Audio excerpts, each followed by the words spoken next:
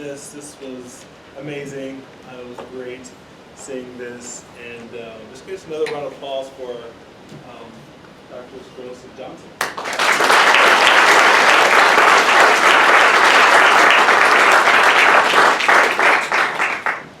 So this is my second time now seeing this, and it's being someone who is Black and queer from the South. It felt very comfortable to me, like watching it. Like it felt so like oh, I know these people, I know these stories, and also someone who grew up in the church as well. And all this just seemed very, very comfortable to me. So I just want to say thank you for that. Thank you both. Like the way it was presented just seemed very comfortable. And I was telling Dr. Johnson before this, like when I first watched it, it felt really comfortable too, because I've actually been in one of the houses where the story, the Heralds. This is a long time ago, back when I had dreadlocks down my waist. I had been in their house before, and I did not watch the very end, so I did not know they had passed away. So it was like, oh, I did not know they had passed away. They used to have these really big, amazing parties, and they're just very gracious hosts. So it just, again, it just felt very, very comfortable. So I have a couple of questions that I wanted to put out there, and then I'll open up to other folks. The first one is for Dr. Johnson. So after writing the book and performing on stage, what inspired you to make this film? And in the film, you talked about why you made the book. So why did you make the film? And to add on that, like artistically and emotionally, how was making the film different from writing the book and performing on stage? Well, I can't take credit for the idea for film. That belongs to John Jackson, who is my co-executive producer and co-director of the film. John and I have been friends and colleagues for 20-something years, and he came to the premiere of the show in 2010 in Chicago, and afterwards he said, I want to make a film about this. And his idea initially was to make a film about the making of the play. And so that was in 2010, and several years passed, and he didn't follow up, I didn't follow up. And then I kept performing the show, and he had seen different versions, and he said, we really need to make this film. So in 2014, at Brown University, where I was performing the show, was the first time he, actually no, I'm wrong. When I did the show in Durham, North Carolina, he actually hired a cinematographer that was based in Duke, Steve Milligan, who's one of the, along with Nora and my husband Stephen, one of the cinematographers, to start shooting footage of the show. And again, we thought the film was going to be about the making of the play. And then, as these things always are, it became about much more than that. Because one of the things that John was interested in was my relationship to the men. Mm-hmm. And just like in the play, or I should say just like with the play, I did not want my story in it. But for John and for others, they felt that was what was interesting, is my relationship with these men, and the fact that I'm Black and gay from the South. And so things just started to evolve that way. And Nora can say more about this too. We had about 7 films in this one. We had 80 hours of footage ultimately that had to be narrowed down to 88 minutes. And over the 5 years that it took us to make the film, we had storyboards and different narratives and different ways in which we could have gone. And again, I'll let Nora get into the weeds of some of that. But then we ended up with what we have here. The way it differed for me for the book is that just like with the performance, my focus when I started this project was creating the archive. I wasn't thinking about a performance of any kind, which people find odd because I'm a performer and come from a field of performance studies. But I really was interested in creating this book. But it was because, and you just saw, I met so many wonderful storytellers. And I knew that that those stories could not just live on the page, they need to be off the page. And so I, before the book even came out, I said, you know, this should be a performance. And at that time I didn't know if I would perform the stories or if I would, you know, cast some multiple actors performing the stories.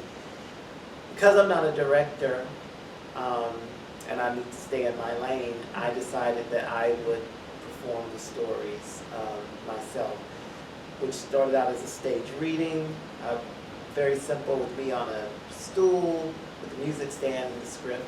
And then I met a producer who said this should be a stage play, but still a one-person show, but we want your story in it. I was like, no, hell no. And then I didn't win that fight.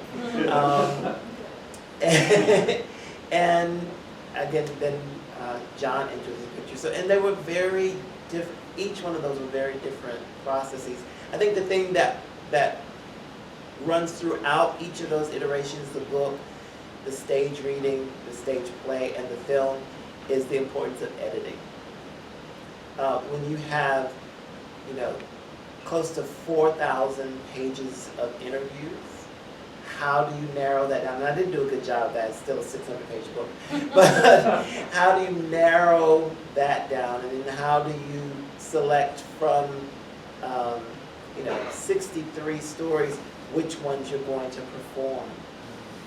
And then how do you narrow 80 hours of footage down to, you know, a film that will keep someone's interest for a certain amount of time? So I'd say editing was the through line throughout each of those iterations. Thank you.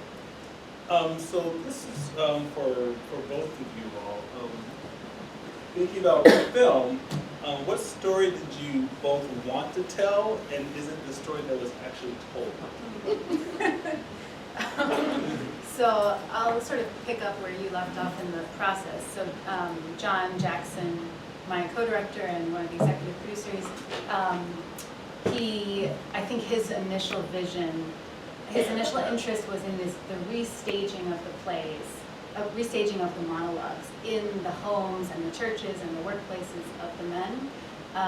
And so when I came on board about a year into the filming, we had filmed the performance and we had filmed some of the rehearsals, and we were just kind of conceptualizing what would it look like to have you perform in the Heralds were the first ones we did. So to have you perform in the Herald's home and have them watch and have them react, but also do all the things you need to do as filmmakers to capture it from multiple angles. And we were really just trying to figure out what that looked like, and I think that one is the one where we were clearly still trying to figure it out.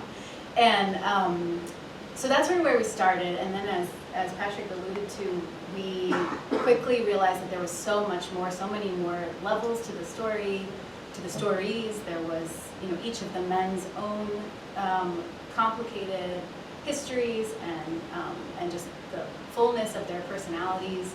There was your relationship with each of the men.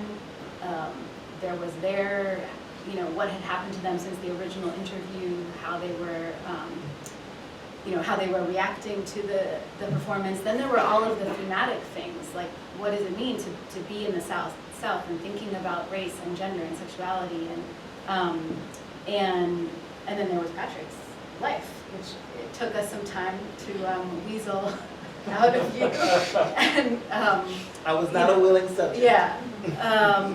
So I guess all that's to say, I think for me and John, we didn't know for a long time what story we wanted to tell. And I think that was some of our tensions between us sometimes, because John's approach was very inductive. He said, just go shoot and we'll figure it out. Like in the edit, we'll figure it out. But we had 80 hours of footage. And at a certain point I said, well, when we shoot, we probably should know what we want to say, what we want to shoot for. So we, I think we eventually kind of became a team. It was the four of us. It was me and John and Patrick's husband, Stephen, who's also one of the cameramen and also became the editor when our initial editor had to bow out for personal reasons. So the four of us really put our heads together multiple times and shaped it. And I think, I guess to answer the other part of your question of what story did I want to tell? One kind of fantasy I have for a very different kind of film would be Patrick and Charles, just the two of you. Both being from Hickory, both having very different experiences of Hickory, making different choices about staying or going, kind of coming to self-understanding and self-love in different ways and at different times. And I think there could have been a whole film, and we talked about that at one point. I also have another fantasy of like getting together like a class of really ambitious, excited film students and giving them the 80 hours and having each person make their own film. I think that would be fascinating. Maybe one day we'll do it. But yeah, I think the answer is we didn't know. And hopefully we figured it out. Hopefully, the audience knows what story we were trying to tell.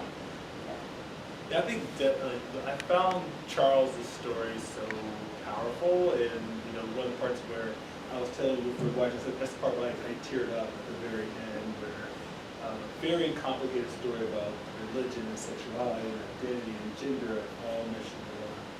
So I think that would be a great second part. Both of you all being from Hickory and realizing. But anyway, yeah. So what were the biggest challenges of making sweet tea, and how did you all overcome them? How much sugar? And I never got my limit. I think Charles was a big challenge because, again, Charles had never been to a reading. Like when the book came out, Charles never came to any of the readings that I did, whereas most of the men always came if I was nearby. He had never seen a performance, even though I'd invite him. And in some instances, he had agreed to come and then backed out at the last minute. And so we knew that we couldn't do this film without Charles's story. And initially he did say no. And then he did a total 180. He went from saying no to, I will find one of my clients whose hair I will do, and that was an 8-hour day, just in his shop with his client. He also called the club owner where he had performed to see if we could film there. That's where we filmed. So that was a big hurdle that we overcame in a big way, but also we didn't know what Charles's reaction was going to be. So when you're seeing Charles react, that's actually the first time he's seeing it. So you as viewers of the film are seeing Charles' first time see me perform. And then you see what happened. Then there's so much other stuff that didn't make the film that happened during that shoot. That was just, I was an emotional wreck, he was an emotional wreck. And we didn't know we were gonna capture that. And we're trying to, I think I was holding a camera, I'm trying to press play on the Patti LaBelle thing that's on my phone while keeping the camera steady while he's crying, and I wasn't expecting him to be crying. And so while also trying to make sure that Stephen, the other cameraman, was not in the shot. So that was a lot going on, technically and emotionally, Yes. and I also think another big hurdle was my mother, who I think steals the film, talking about her two husbands that she can't talk about. And then goes on to talk about one was a whore. My mother was at the beginning stages of dementia, And so, again, we filmed this over 5 years, and so when we're making tea, she's still able to do that, which was a gift. But by, the time I go back, when it's the moment when when Stephen is with me, we're sitting down at the kitchen table, she had deteriorated since, making tea. And then she never, by the time the film is done, she was in a facility. And so she never got to see the film. And then she passed away the July before the film debuted. So that was another challenge. Because and other people passed away. I heard some of you go, when in the credits when you find out that the Harolds have passed away, when my mom has passed away, we learned that Countess Hill had passed away. So people were literally dying while we were making the film. One of the really hardest moments for me in this process was we wanted to capture all the men making tea. And Stephen and I had a trip scheduled to go to DC to get Harold making tea. Just the year before, Harold Herman had passed away. And Harold Mays took it very hard. And this was, a year later. We went to DC, and we had been in touch, and we were all set to go to his house to film him making tea. And when we got to his house, he wasn't there. No one answered the door. It was very troubling to me. I did a wellness check through the police and found out he was in the hospital. And so we found out what hospital he was in. When we got there, he was in such pain and was so heavily medicated he didn't know who we were, and he passed away a week later. So we never got to film him making tea. And that was hard. That was really hard. So people literally passing away was a big challenge for the film. Then there are other stuff, some of that we won't go into. Yeah. But I don't know if you have other things. I think you covered the big ones. I guess one other thing that we debated, and Patrick mentioned that it took some effort to get Charles, and it really took more than a year for him to go from not agreeing to be part of it to agreeing. We also had a couple other folks who were from the book and then from the play, who kind of initially agreed and then backed out. And at least one of them would have added a lot of age diversity to the film, and that was something I think we were surprised. In the introduction, it was mentioned that the film won an award from the AARP, and when we won that award, that was actually that's the last time we were together in person, and the only time we, before today, screened the film in the same room because of COVID.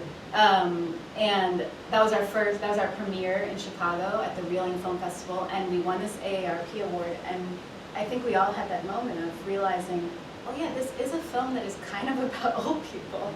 And like a representation of middle-aged and older people that we don't really see, which I think is wonderful. And it might have also been wonderful to have more age diversity. So that was, I guess, another challenge that we weren't able to get a couple of those key other people. But then we would have had more than 80 hours. Yeah. So, Yeah. I was actually thinking about that because when I watched this thing, so I think you said it came out like in '96. I was like, oh, it came out just a couple of years before that. So it's like, this is like our generation. So I was wondering, what would it look like for younger Black queer men to sound? Is it different? Because like people in my family are coming out like so much earlier now, So I just went in the South. I was wondering what that would look like. Because of time, on skip some questions. Thinking of being a sociologist, I was thinking about the works of Patricia Collins and Laville Silva. In the production, what we consider to be knowledge is often validated through images and representations. And these images and representations, according to these authors, are often racialized and gendered to maintain white privilege and to justify various forms of inequalities and intersecting oppressions. If you agree with this assessment, how do you think this film fits into this analysis of knowledge production representation and power? Well, you know, as I said, for the book, there was no representation of us at all. Certainly there were anthologies about queer Southern communities, but not African American. And, you know, historically, the archives tend to focus on the coasts, San Francisco in particular, and New York, and not even the Midwest, but certainly not the South, and certainly not the Black South. So in that regard, the book, you know, fills a void. But for me, knowledge production has always had to be multi-sided, because not everyone's going to pick up a book published by an academic press in particular. Some people are not going to come to a performance because that's not their thing. But some may go to a film. And I think we receive images differently in different ways, and it's a different way of understanding culture and knowledge through particular aesthetic forms. And for me, it was very important, even with the book, it was very important that the people whose lives are contained within whatever form it was, the film, the performance of the book, that it was recognizable, that it hadn't been rendered in such a way that they didn't understand their own lives. Yeah. And so for me, it's about dissemination in these different forms to reach as broad an audience as possible, because each of those aesthetic genres, and I'm including the book in that category, do different kinds of work. Yeah, I'll just add to that, I certainly agree with the premise of the question, that representation, that the images that are available to us in the culture can create boundaries around how we understand other people's experiences. And I think this film intervenes on that, at least in a small way, by giving us representations of people we don't see that much. I also think the methods that we build on in the film itself, but also oral history, performance, are reasonably good methods as methods go, at kind of centering people's lived experiences, focusing on the complexity of individuals, their uniqueness, avoiding generalizations or avoiding kind of overemphasizing the maker's perspective, but also the makers in this case, like we are all coming from elite academic institutions. Coincidentally, the three primary people behind the camera were white, and so it is literally a white gaze, framing the shots. And so I think even, as much as this film can be a kind of representational intervention, it's also still loaded with all of the power dynamics. I think I guess the one thing I hope is that this is not the only one. This film doesn't have to, and isn't, it certainly isn't, but that it doesn't stand alone. It isn't the only kind of representation we have of some of these folks, because the loveliness of each of these men should just be that. Like, doesn't have to be anything more than that, or represent anyone else. Thank you, for talking about how, because I think what Patricia Collins and Neil Silva do so well, the discussion of representations and the power, is that we see the final product, but what's most important is actually behind that. So I really appreciate the way the complexity that you all talked about the conversation works here. So my last question before I open it up is, because I know Dr. Johnson mostly your written work.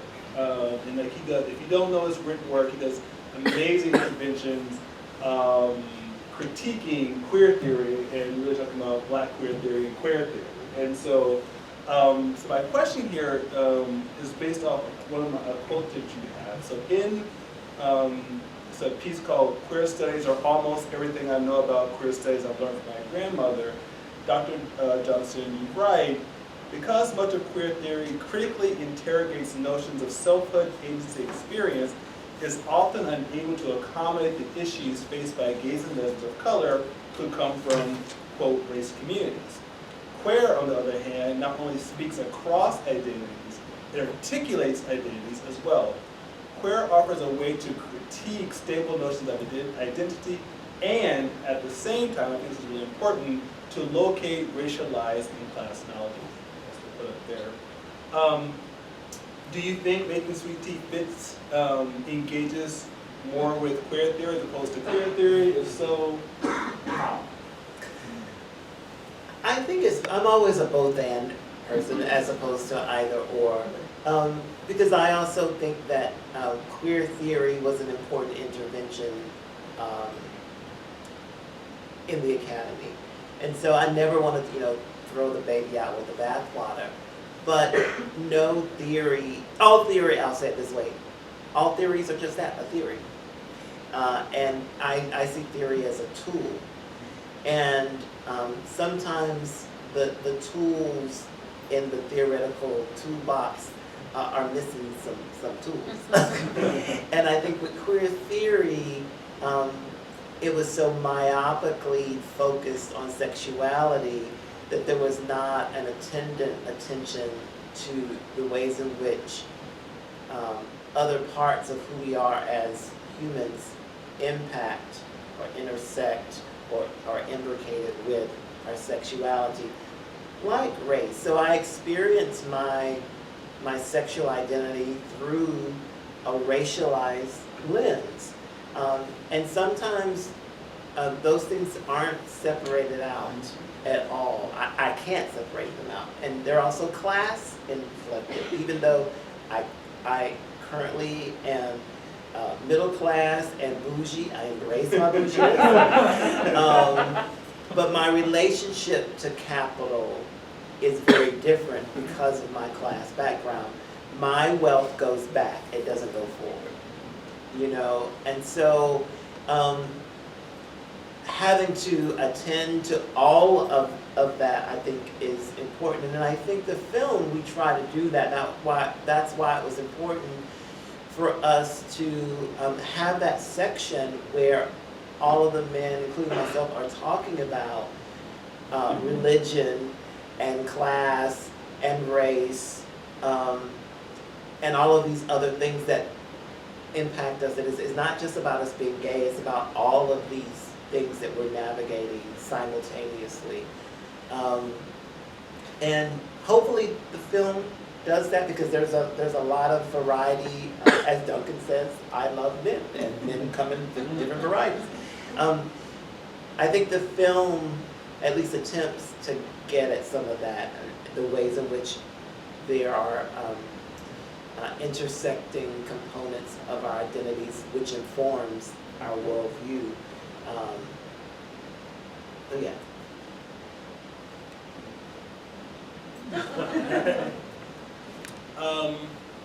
Audience, do you have any questions? Happy to chauffeur a microphone.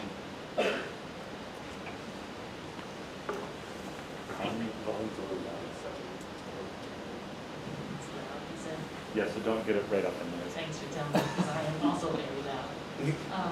I have a question about the relationship between the book and the film, because there was a moment in Charles's piece where he talked about being celibate, which made me, and then it didn't, he just said it and it went on, and so, sorry. Thank you so much. This was so good for me to be here today, and I appreciate you all organizing it and bringing folks together. And I'm a Penn alum, grad and undergrad, so hey. So thank you. So it seemed to me that I wanted to learn more about that, so I'm assuming that the book talked more about it. So then I started thinking, well then, can I think about the film as a separate entity? And the book is a separate entity, but it seems like they seem like they were more together than I you know, as Nora said, we could have a whole film just on Charles, because it's ongoing. His story is ongoing.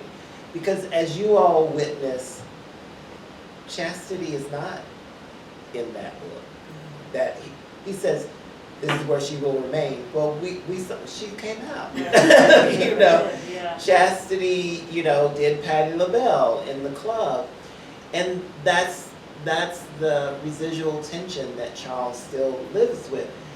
For 46 years, Charles believes that in order to validate his same-sex attraction, that he is trans. So he comes to that realization that no, it's not about me being trans, you know, based on this one Donahue show, and yet he's still bound by living with his parents. He's taking care of them, you know, and his mother has been very clear about, you're not going to be gay and you're not going to perform in drag.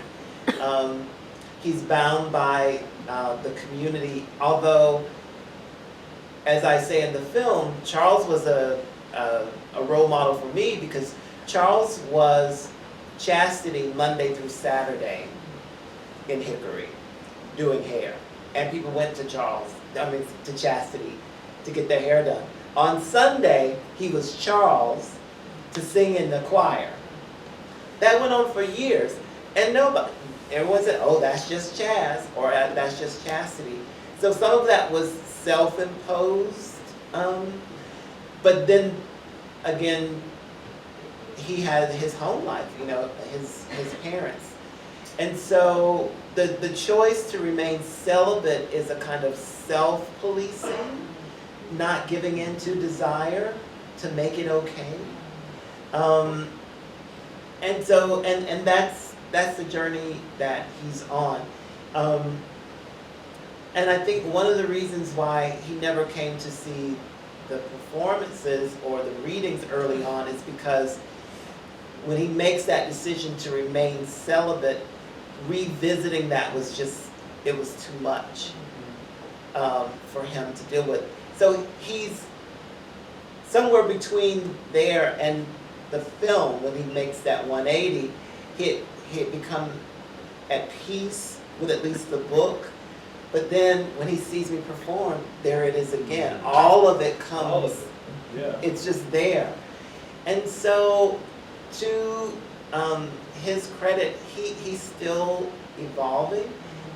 He's proud of the film. He's been to a screening of the film. He's been on panels with the other men. And He's the poster. And he's on the original poster of the Yeah. film.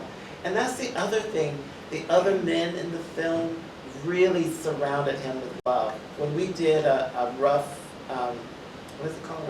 Rough cut screening at Northwestern, Charles came, and the other men just really embraced him. Because it was their first time seeing it too, and they knew that he was still struggling. So that has made a world of difference as well.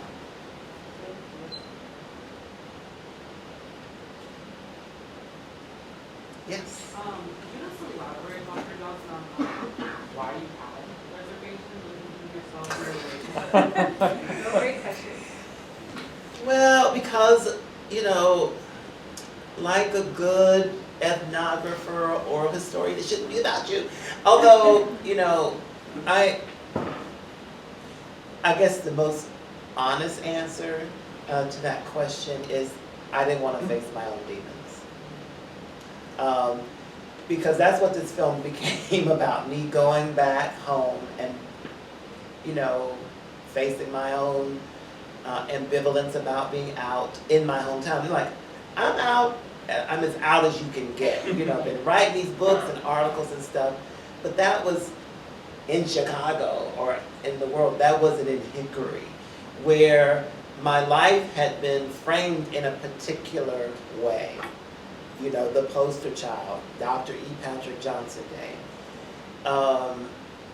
And so going back and dealing with all of that was, I didn't want to do that. But I knew that it was important to do it because I had asked the men to do that. And so I couldn't ask them to make themselves vulnerable and I not do that as well. But again, I did not want to. But in hindsight, I think it was the right choice.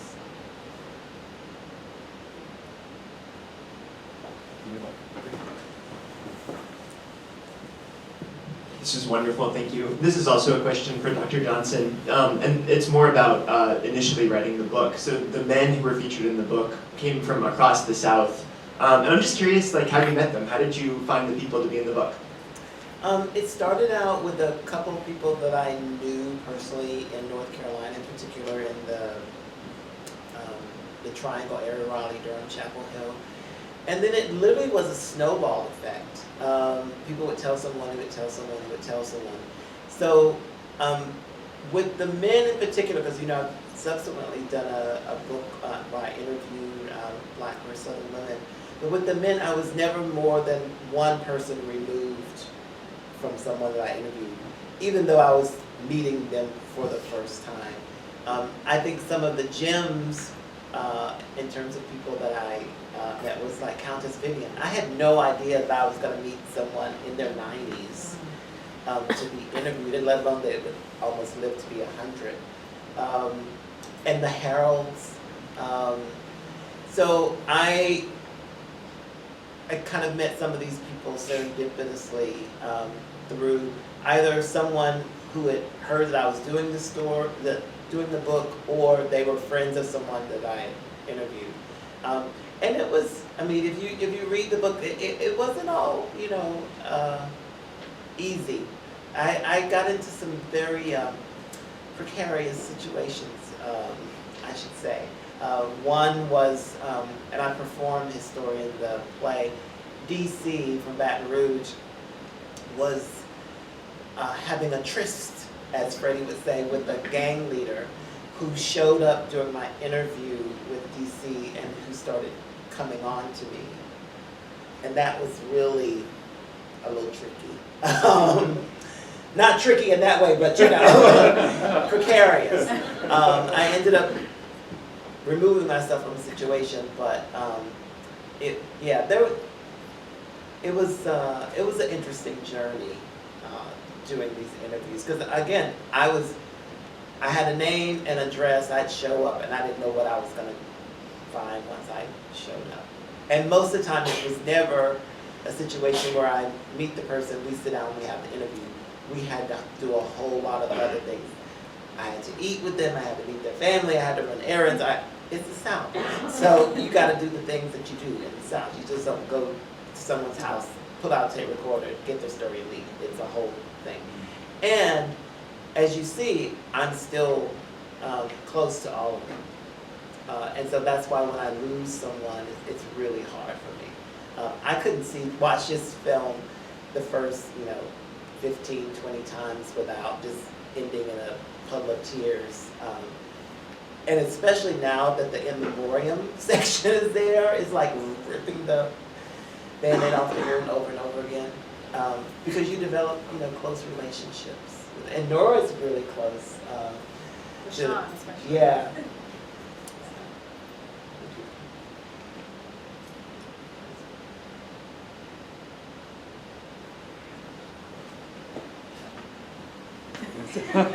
I'll bring it to you unless you're, quite loud. Hi. I was curious what it was like enduring the stress of telling someone else's story right in front of them while you're performing. How do you deal with that as a performer and then also as an author? What's that balance? Yeah, well, the good thing is that by the time we're filming it, I had performed the show so many times that I was like at least comfortable, and they had seen the theater piece. Except for Charles.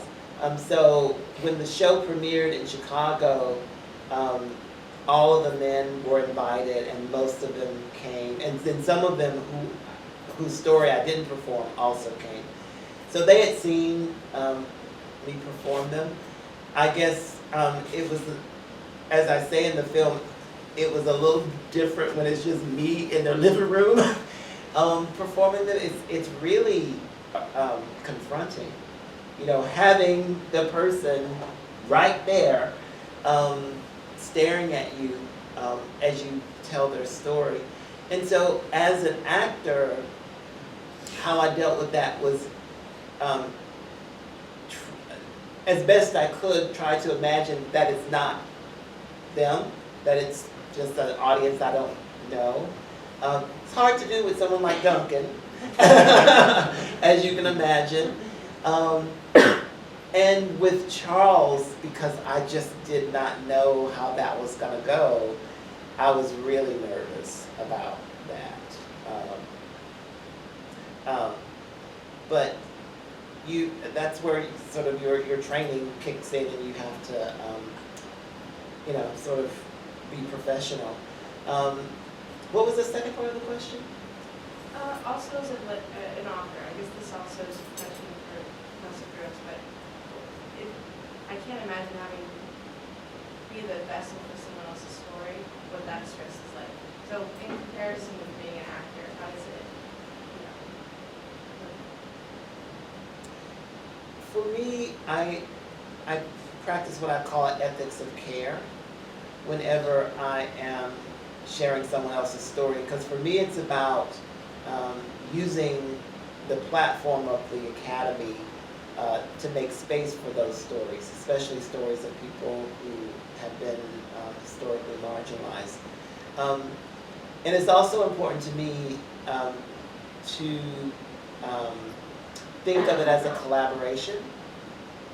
That's why I always invited my interlocutors to these spaces where I am talking about them and invite them to be on the panel, to be a part of the Q&A, so that they have some agency in how they are represented.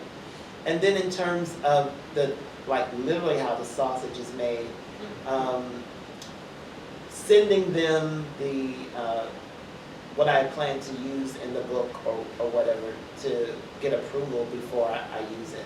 And that was kind of, because as a researcher, you know, you have the thing that you want to say, and sometimes, you know, your interlocutors don't want you to say it. They have regrets about sharing things. And so that got tricky a number of times. And do we have IRB here? Yeah. So I had to go through IRB, that's the Institutional Review Board. And for Sweet Tea in particular, the men could sign, they could decide whether they wanted to be anonymous, but they also could change their mind up until the time the book was in production. And so I had someone who initially wanted to use their name, and then decided they didn't want to use their name, and then right before the book was going to go into production, decided they wanted to use their name. So there was this kind of back and forth. But I think it's also important because you want people to, you know, have agency in how they're represented. I'll just say, and I assume we're going to wrap up after this, that I would second everything that was just said. And for the film, as the filmmaker, I was incredibly nervous the first time we showed a rough cut to the men. And I'm forgetting now where and when that was, but yeah. And then we had dinner with them, and I was like shaking, waiting to, you know, we had to do all the pleasantries of ordering, and you know, like, and then we finally are sitting around the table, and we're like, okay, so what did you think? And that was an incredibly scary moment. And they were, I mean, they for the most part really loved it and really felt good about how they were represented. And then they had some really like incisive and nitpicky in a good way points, even about, you know, we were using an archival image of somebody who wouldn't want their photo in this film, and so we needed to blur them out, or we needed to remove that picture. So some really specific stuff, and then some vain stuff. Yes. But that, I think for both of us, that's an important part of our process and a really difficult part. Let's give all of our panelists a round of applause.